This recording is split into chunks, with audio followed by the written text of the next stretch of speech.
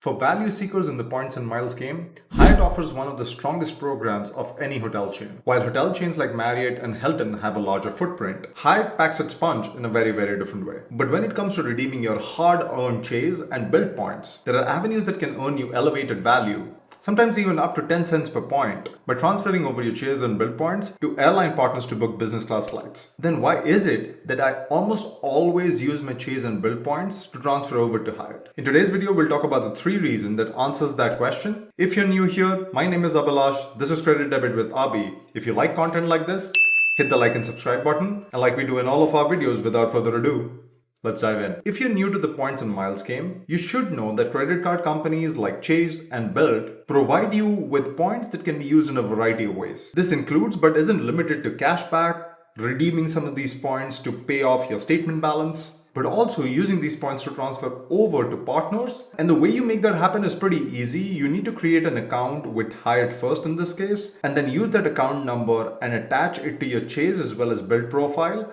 And then you're ready to go. You can transfer over points from both of these credit card ecosystems over to Hyatt. Most of the transfers to Hyatt are pretty instantaneous, but sometimes it can take some time. With that out of the way, let's talk about the 3 reasons as to why I have been primarily using my Chase and Bilt reward points for transferring over to Hyatt. And the reason number 1 is quick redemptions. Hyatt is one of those programs that has a fixed award chart. And what that means is they have different category of hotels. And for these different category of hotels, they have fixed award pricing. And the way Hyatt categorizes its hotels, it goes from category 1 to category 8, with 1 being the lowest and 8 being the highest. And the reason you can quickly redeem your Hyatt points is because category 1 hotels in an off-peak seasonality can be booked for as low as 3,500 points. If that sounds insane, it is because it is. And if you're new to the game, you might ask, how difficult is it to earn this 3,500 points? If you have the Chase Freedom Flex card, you can earn 5x back on a specific category in a quarter. Let's take the example of grocery as one of the categories. If in a month you spend $500 on groceries,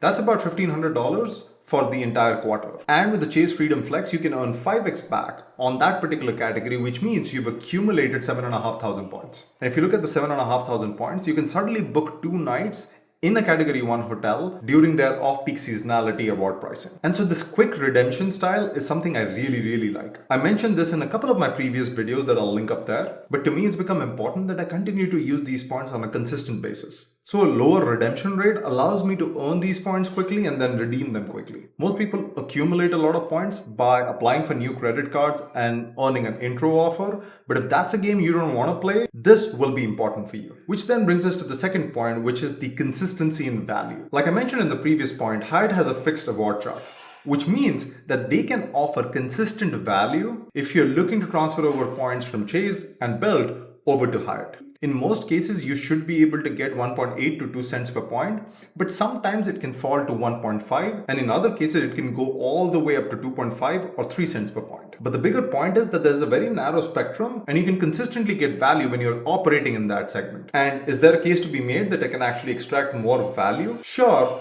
but I have other credit card currencies where I can transfer them over to airline partners to be able to extract more value. But I do want a currency where I can extract quick value and consistent value. And the third and the final reason is the fact that I was chasing Hyatt Globalist status this year. Hyatt Globalist is the top tier status within the Hyatt program, and to get to that, you need to spend 60 nights at Hyatt properties during a calendar year. That's no mean feat if you're not in consulting, and I'm not in consulting. I mean, I do travel a fair bit for work and for personal reasons, but I wasn't going to get to 60 nights just like that. So the 3 avenues I adopted was to stay at Hyatt properties during work or personal travel, to spend on the Hyatt credit card from time to time to get 2 qualifying nights for every $5,000 I spend on the personal credit card. And the third thing I used was to be able to use these points to transfer over to the Hyatt program from the points I was earning across these 2 ecosystems and stay at some really cool properties. The 2 that come to mind that I stayed at this year are the Park Hyatt in Saigon in Vietnam and the Seabird Ocean Resort in Carlsbad, California. Both of these properties were very unique in their own ways, and these were examples where points were able to unlock certain experiences for me while also getting me to the globalist status with Hyatt. What are some of the other reasons where you might be using your Chase and Bilt points to transfer over to Hyatt? Let me know in the comments below, and like always, I'll see you in the next one.